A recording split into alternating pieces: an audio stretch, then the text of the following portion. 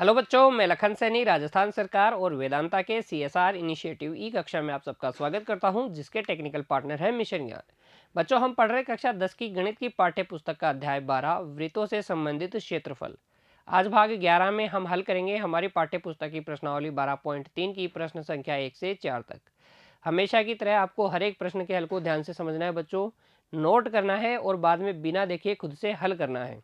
देखिए, प्रश्न संख्या 1।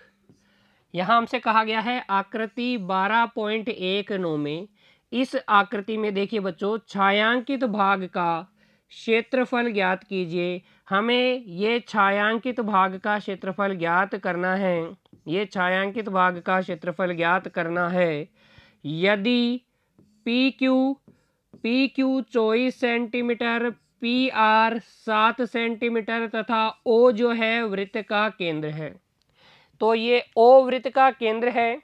ये जो पी क्यू है 24 सेंटीमीटर, पी आर है 7 सेंटीमीटर। हमें छायांकित भाग का क्षेत्रफल ज्ञात करना है। तो यहाँ ध्यान से देखिएगा, अगर हम इस अर्धवृत्त के क्षेत्रफल में से ये त्रिभुज का क्षेत्रफल घटा देंगे तो छायांकित भाग का क्षेत्रफल आ जाएगा। तो हमारा काम हो गया अर्धवृत्त का क्षेत्रफल ज्ञात करना और त्रिभुज का क्षेत्रफल ज्ञात करना। इनका क्षेत्रफल अगर हमने ज्ञात कर लिया तो घटाकर हम छायांकित भाग का क्षेत्रफल बता देंगे। देखिए, अब प्रश्न संख्या 1 के हल को किस प्रकार से हल करेंगे ये तो हमें समझ लिया कि क्या हमें करना है। उस चीज तक हम पहुंचेंगे कैसे, अर्धवृत्त का क्षेत्रफल हम कैसे ज्ञात करेंगे, त्रिभुज का क्षेत्रफल हम कैसे ज्ञात करेंगे। देखिए, आकृति में लिखेंगे, आकृति में क्योंकि क्यू आर केंद्र ओ वाले वृत्त का व्यास है। देखो, क्यू आर केंद्र ओ वाले वृत्त का व्यास है ना। अगर ये व्यास है, अतः कोण क्यू पी आर, ये जो कोण क्यू पी आर है बच्चों, ये होगा समकोण। क्यों होगा समकोण, ये समझिए।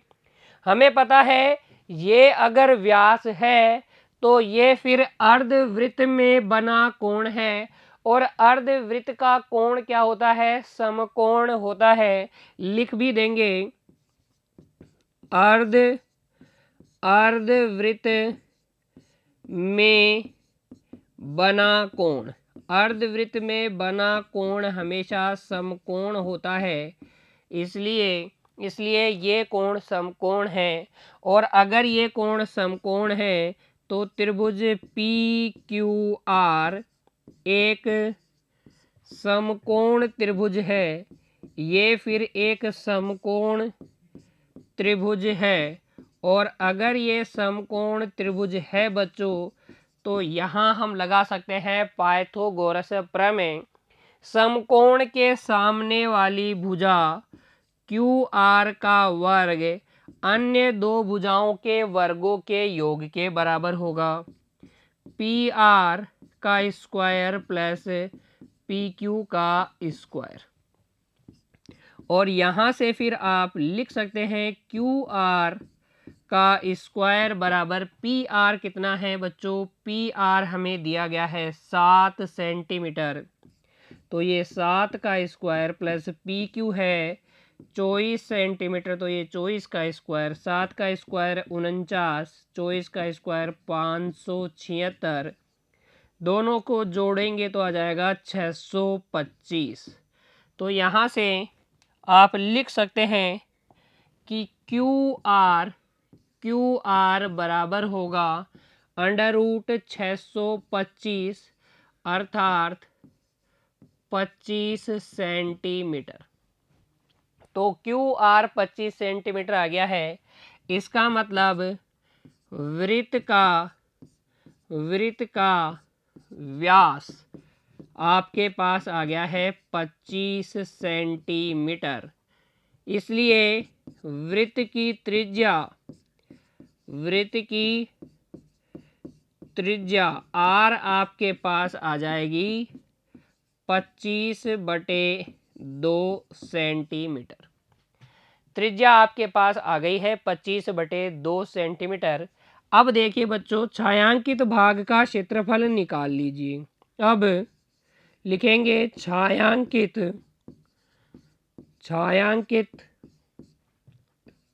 भाग का क्षेत्रफल, छायांकित भाग का क्षेत्रफल बराबर अर्धवृत्त का क्षेत्रफल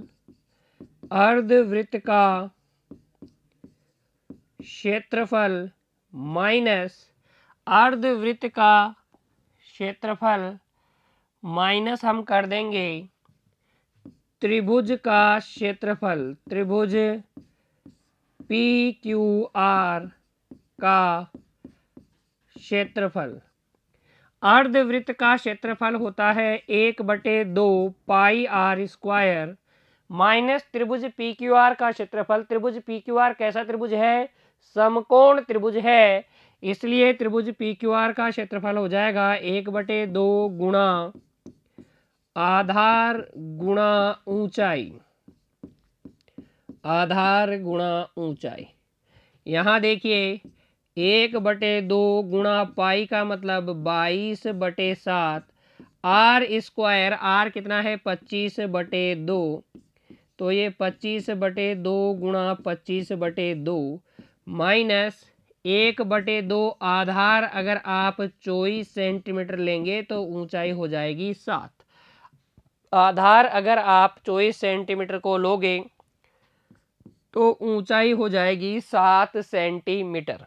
ठीक है, तो देखिए अब यहाँ से ये 2 से ये 22 कट जाएगा 11 बार और ये आ जाएगा 11 गुणा 625 बटे देखिए 7 दूनी 14 दूनी 28 माइनस ये 2 से ये 24 कट जाएगा 12 बार। 12 को 7 से गुणा करोगे तो आ जाएगा 12 7 84। अब गुणा कर लीजिए 11 से 625 को, तो देखिए ये आपको मिल जाएगा 11 पचे 55 हासिल 5, 11 दूनी 22 और 5 27, 11 दूनी 22 और 5 27 हासिल 2, 11 छिकी 66 और 2 कितना हो जाएगा 68 बटे में कितना है 28 माइनस कितना 84। देखिए 6875 में भाग लगाइए आप किसका? 28 का। तो 28 दूनी हो गया 56, गठा लीजिए 2 बच गया 1 बच गया 7। अब भाग जाएगा कितनी बार? 4 बार। 4 8 32 हासिल कितनी? हासिल 3, 4 दूनी 8 और 3 11, 28 चौक 112 होता ही है। 7 में से 2 गया 5, 2 में से 1 गया 1। अब क्या उतारेंगे? 5 लिख लेंगे।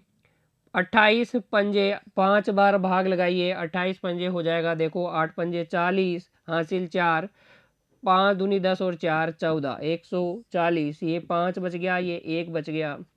दशमलव लगाएंगे ये 0 हो जाएगा। फिर से भाग जाएगा कितनी बार? 5 बार। तो ये भाग जाएगा बच्चों लगभग 245.5 बार। इसमें से हम गठा लेंगे 84। क्या गठा लेंगे? 84। ये आपका क्या है बच्चों? रफ वर्क है। ये रफ वर्क है, गठा लीजिए। देखो ये आ जाएगा आपके पास 0.5, 5 में से 4 गया 1, 14 में से 8 जाएगा तो 6 बचेगा, यहाँ बच जाएगा 1।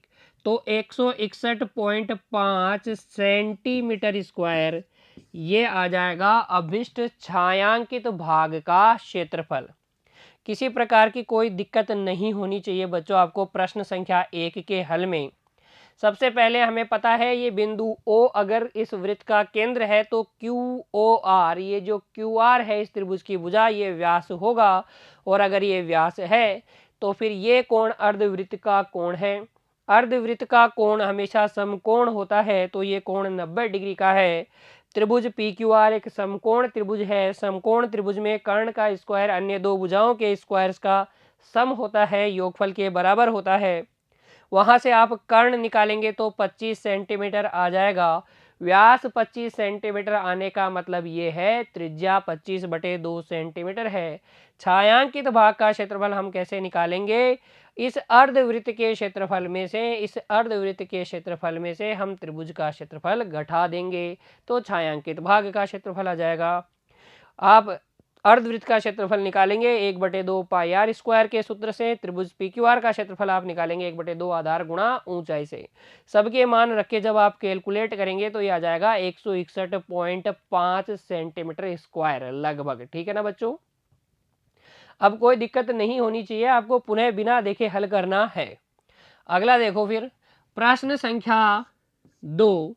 यहां पर भी एक आकृति आपको दी गई है। आकृति 12.20 में देखिए, वही छायांकित भाग का क्षेत्रफल ज्ञात करने को आपसे कहा गया है, लेकिन अब की बार कंडीशन देखो, यदि केंद्र ओ वाले दोनों सकेंद्रीय वृत्तों की त्रिज्याएं क्रमशः 7 सेंटीमीटर और 14 सेंटीमीटर है तथा कोण एओसी 40 डिग्री है, तो ये छायांकित भाग का क्षेत्रफल अगर हमें ज्ञात करना है बच्चों, तो देखो कैसे ज्ञात करेंगे, ध्यान से समझना।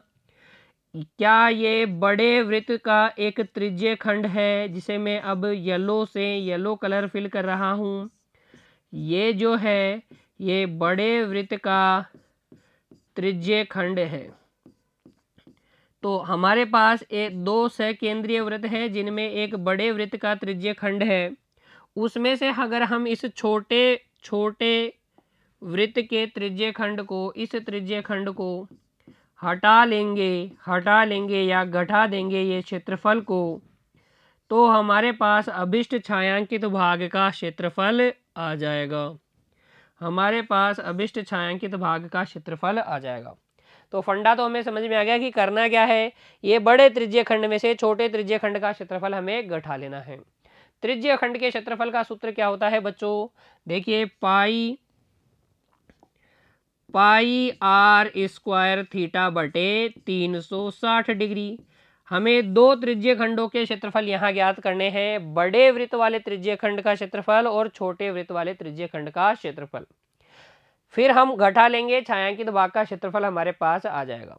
अपने हल को लिखेंगे कैसे बच्चों? देखिए, आप अपने हल में ये आकृति बना लीजिए और लिखिए बच्चों, बड़े वृत्त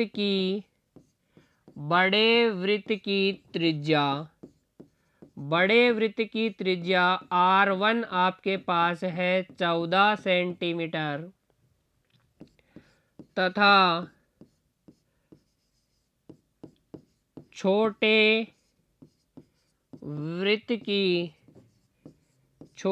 वृत्त की त्रिज्या R2 आपके पास है 7 सेंटीमीटर।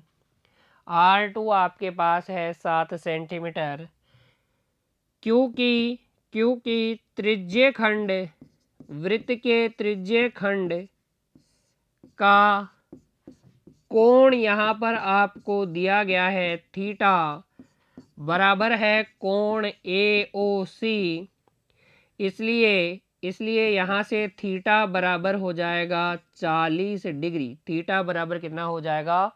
40 डिग्री। अब हमें छायांकित भाग का क्षेत्रफल ज्ञात करना है, तो ज्ञात कर लेंगे। अब लिखेंगे, अब छायांकित भाग का क्षेत्रफल, बहुत आसान है बच्चों, छायांकित भाग का क्षेत्रफल देखिए कैसे निकालोगे। बड़े वृत्त के त्रिज्यीय खंड का क्षेत्रफल,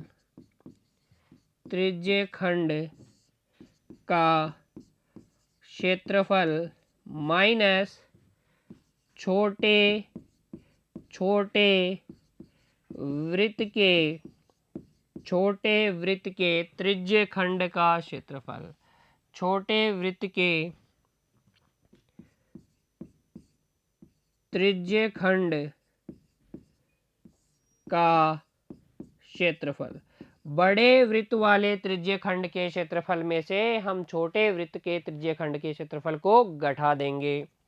तो बड़े वाले वृत्त के त्रिज्य खंड का क्षेत्रफल हो जाएगा पाई r1 स्क्वायर थीटा बटे 360 डिग्री माइनस छोटे वाले का हो जाएगा पाई r2 स्क्वायर थीटा बटे 360 डिग्री। r1 बड़े वृत्त की त्रिज्या 14 सेंटीमीटर, r2 छोटे वृत्त की त्रिज्या 7 सेंटीमीटर, थीटा दोनों के लिए समान ही है 40 डिग्री। सबके मान भरिए बच्चों यहाँ पर। तो देखिए ये आ जाएगा आपके पास 22/7 गुणा r1 स्क्वायर मतलब 14 गुणा 14 गुणा थीटा कितना है 40 डिग्री बटे में 360 डिग्री माइनस वही पाई r2 स्क्वायर, r अब की बार है 7 गुणा थीटा बटे 360 डिग्री। 40 डिग्री से 360 डिग्री को काटेंगे तो ये तो कट जाएगा बच्चों 9 बार। इस 7 से 14 को काट सकते हैं 2 बार, ये 7 से ये वाला 7 कट जाएगा। देखो ये आपके पास आ जाएगा 22 गुणा 14 दूनी कितना हो जाएगा 28 बटे 9 माइनस 22 गुणा 7 बटे 9। 22 बटे 9 दोनों में उभयनिष्ठ है तो 22 बटे 9 को उभयनिष्ठ ले लीजिए। अंदर बच जाएगा 28 माइनस 7। तो ये आ जाएगा बच्चों 22 बटे 9 गुणा कितना 21। 28 में से 7 गया 21, 3 से काटेंगे तो 3 7 21, 3 तिया 9, 22 सते 154 हो गया बटे में 3 का भाग लगा देंगे तो 3 पंजे 15, 3 एकम 3, 3 तिया 9, 3 तिया 9 लगभग 51.33 सेंटीमीटर स्क्वायर अभिष्ट छायांकित भाग का क्षेत्रफल आ जाएगा। बस बच्चों आपको इतने से कंसेप्ट को ध्यान में रखना है कि ये छायांकित भाग का क्षेत्रफल हमें किस प्रकार ज्ञात होगा। बड़े वृत्त के त्रिज्य खंड के क्षेत्रफल में से हमें ये छोटे वृत्त के त्रिज्य खंड का क्षेत्रफल हटा देना है। नोट कीजिए बच्चों इसे। इसी प्रकार से आपको नोटबुक में लिखना है और फिर बच्चों आपको अच्छे से अभ्यास भी करना है इस हल का। अब बढ़ते हैं अगले प्रश्न की ओर। हमारा प्रश्न संख्या 3 देखिए क्या कहा गया है। आकृति दी गई है। आकृति 12.21 में इस आकृति में आपको छायांकित भाग का क्षेत्रफल ज्ञात करने के लिए कहा जा रहा है। छायांकित भाग का क्षेत्रफल ज्ञात कीजिए। यदि बच्चों कंडीशन देखो ABCD भुजा 14 सेंटीमीटर का एक वर्ग है तो ये ABCD एक वर्ग है, इसकी भुजा है 14 सेंटीमीटर तथा APD ये APD और BPC दो अर्धवृत्त हैं। हमें ये जो लाल कलर में छायांकित भाग है, ये जो रेड पोर्शन है, इसका क्षेत्रफल ज्ञात करना है। समझ में आ ही गया होगा बच्चों आपको बिना कहे ही कि आपको करना क्या है। इस वर्ग के क्षेत्रफल में से इन दो अर्धवृत्तों के क्षेत्रफल को हमें घटाना है। वर्ग का क्षेत्रफल भुजा स्क्वायर से हम ज्ञात कर लेंगे। अर्धवृत्त का क्षेत्रफल कैसे ज्ञात करेंगे 1/2 पाई r स्क्वायर। यहाँ पर देखो ये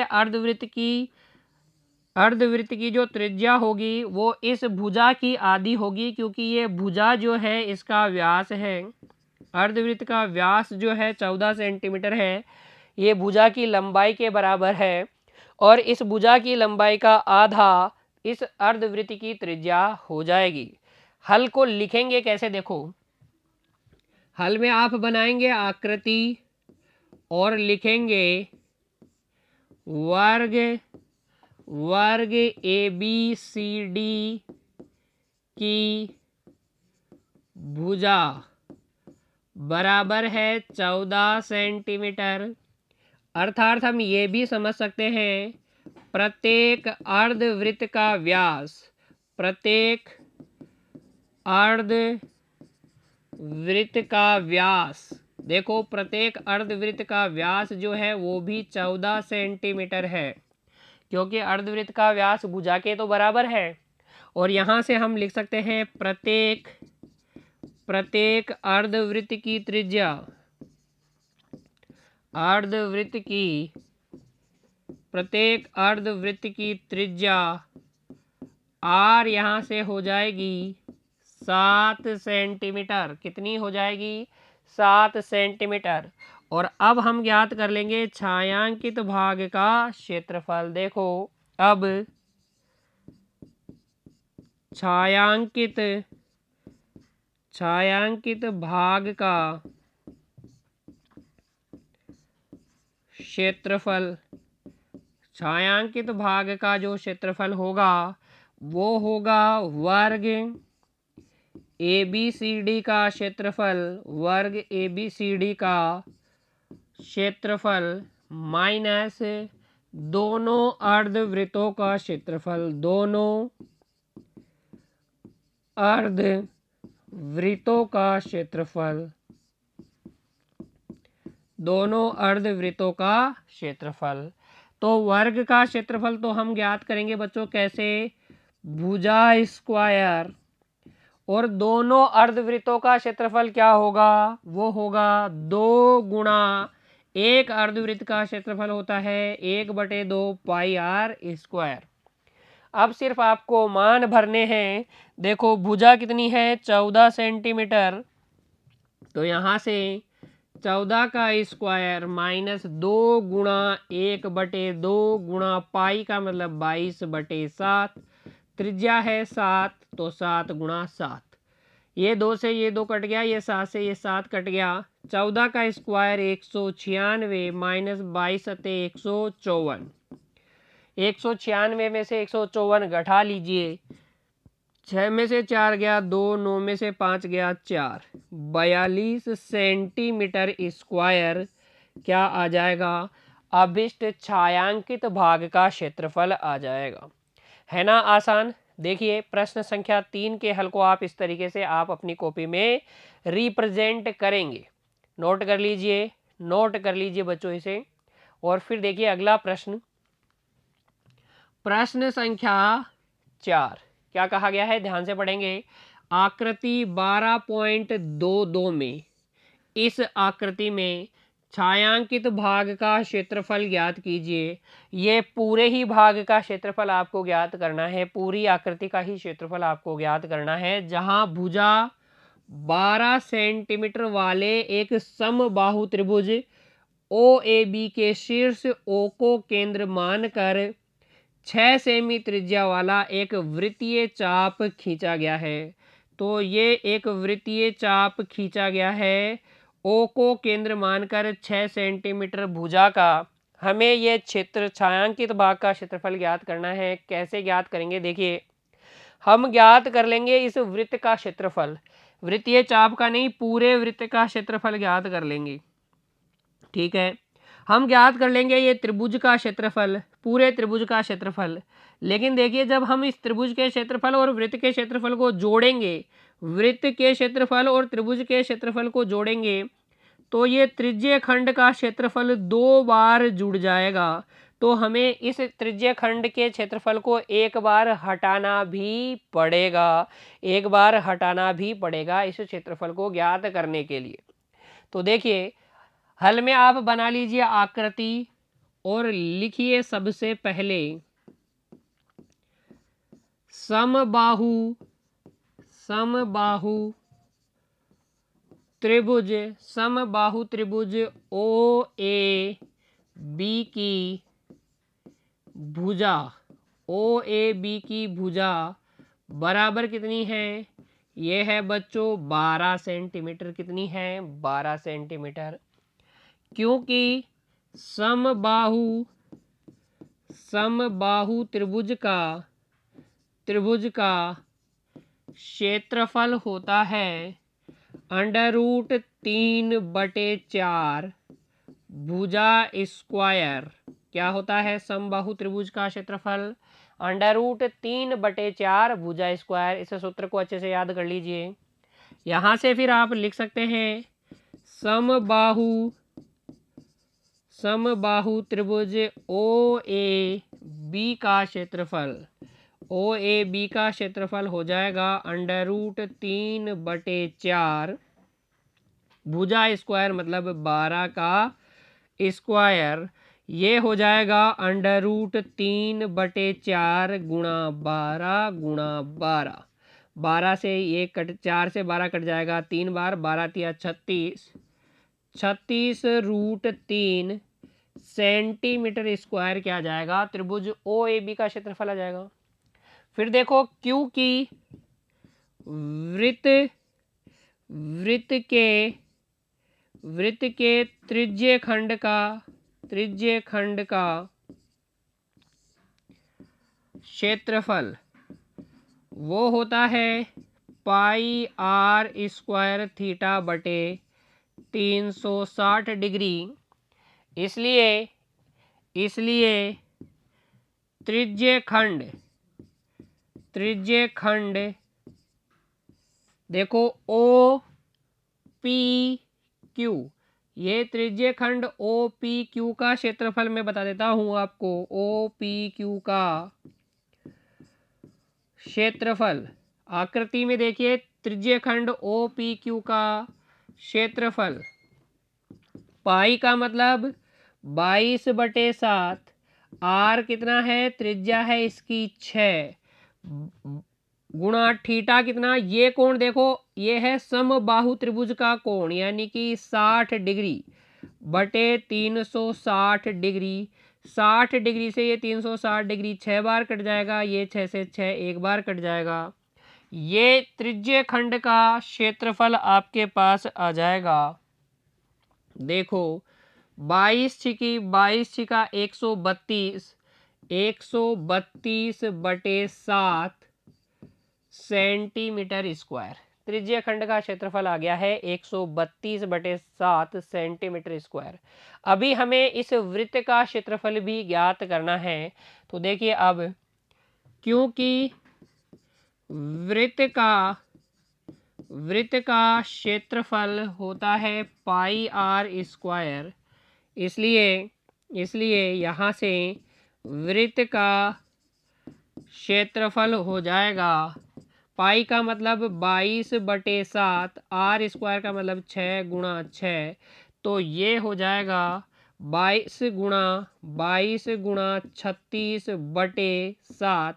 22 से गुणा कर लीजिए 36 को। देखो 22 की 132 हासिल 13, 22 तिया 66, 66 और 13 कितना हो गया?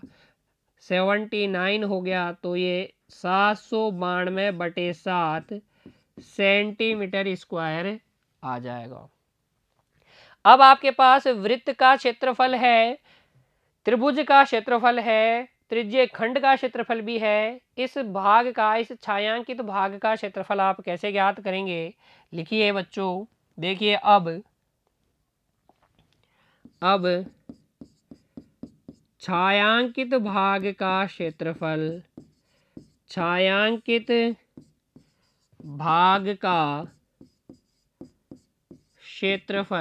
वो हो जाएगा वृत्त का क्षेत्रफल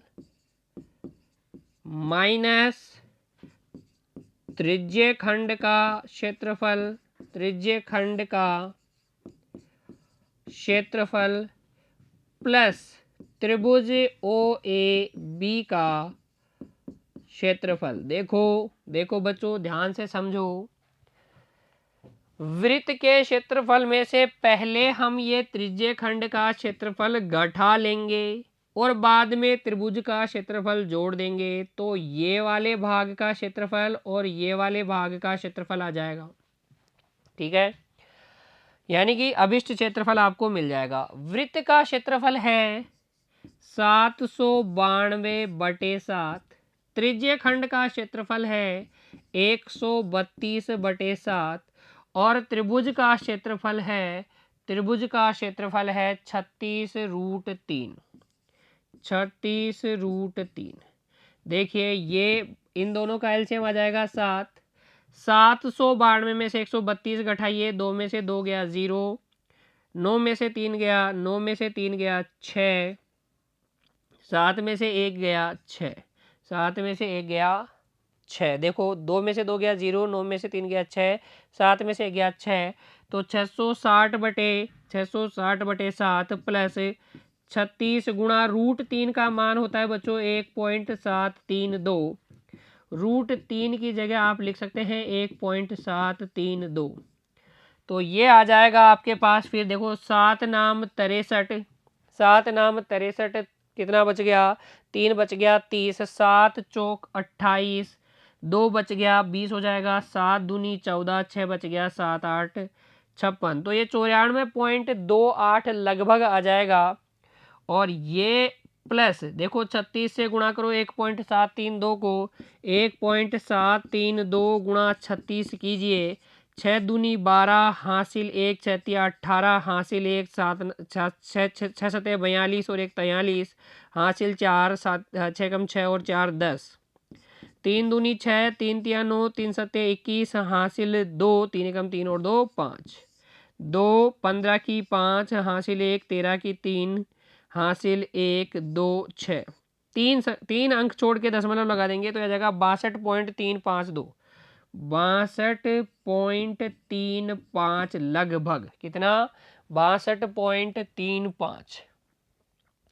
अब आप क्या कर लीजिए बच्चों, जोड़ लीजिए, इसे जोड़ लीजिए तो ये आ जाएगा। देखो 5 और 8 13 हासिल 1, 3 और 3 6 पॉइंट, 2 और 4 6, 2 और 4 6, 6 और 9 15, तो 156.63 सेंटीमीटर स्क्वायर ये आ जाएगा आपके पास अभिष्ट क्षेत्रफल। ये गुणा वाले काम, ये गुणा वाले काम या जोड़ वाले काम आप कहाँ करेंगे, रफ नोटबुक में करेंगे। तो ये छायांकित भाग का क्षेत्रफल आ जाएगा 156.63 सेंटीमीटर स्क्वायर। एक बार वापस से देखिए, आकृति में आपको पूरी आकृति का क्षेत्रफल याद करना था, लेकिन ये दो आकृतियों का समायोजन है, एक तो वृत्त और एक है ये त्रिभुज। आपको पूरा वृत्त नहीं लेना, सिर्फ ये वृत्त के इस चाप की बात की जा रही है, इस चाप की बात की जा रही है बच्चों। तो इस चाप का क्षेत्रफल आप कैसे निकालेंगे, वृत्त के क्षेत्रफल में से घटा लेंगे इस त्रिज्य खंड का क्षेत्रफल। तो जब आप इस त्रिज्य खंड का क्षेत्रफल घटा लेंगे तो आपके पास ये जो चाप दिया गया है उसका क्षेत्रफल आ जाएगा, उसमें आप त्रिभुज का क्षेत्रफल जोड़ देंगे तो पूरी आकृति का क्षेत्रफल आ जाएगा। अपने हल को आप इस तरीके से लिखिएगा बच्चों, आकृति बना लीजिएगा। आकृति में ये ज़रूरत से ज़्यादा आप, मैंने सिर्फ समझाने के लिए इतना इसके ऊपर लिखा है, आपको मार्क नहीं करना है, सिर्फ आकृति बना देनी है। समबाहु त्रिभुज के क्षेत्रफल का सूत्र आपको याद होना चाहिए, √3/4 गुणा भुजा स्क्वायर। और आप मान रख के समबाहु त्रिभुज का क्षेत्रफल निकाल लेंगे। √3 का मान भी आपको याद होना चाहिए 1.732। ठीक है, तो लगभग 156.63 सेंटीमीटर स्क्वायर छायांकित भाग का क्षेत्रफल आ जाएगा। आज बच्चों हमने हल किए हैं प्रश्न संख्या 4 तक। उम्मीद करता हूं चारों प्रश्नों में अब आपको कोई दिक्कत नहीं है, सारे प्रश्नों के हल आपको अच्छे से आते हैं। मिलते हैं बच्चों अगली कक्षा में, तब तक के लिए आप पढ़ते रहिए, खुश रहिए बच्चों, धन्यवाद।